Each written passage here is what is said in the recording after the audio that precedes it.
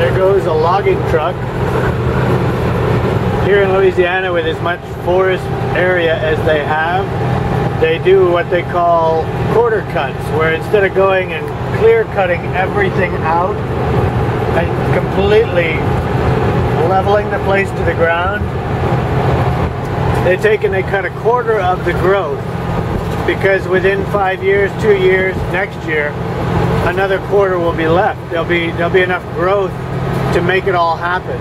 So they quarter cut, give the landowner a good amount of money.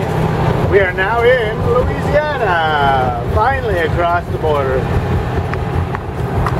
They give the landowner a good amount of money, and then they come back and do it again. So basically, it's like growing a lawn. You're growing a bunch of trees, you're cutting the trees, you're growing the trees, you're cutting the trees, and your land, those sitting dormant and vacant, can provide you with an income. My great aunt and great uncle George and Marguerite have done that for a few years now on a big piece of property they have in the middle of Louisiana. They were offered, I think it was like $35,000 total to wipe out and cut the entire crop of trees down and flatten the land.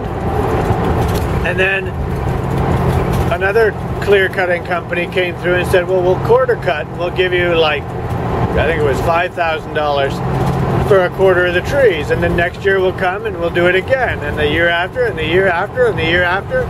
By the way, that might have been a tornado. That looks horrible.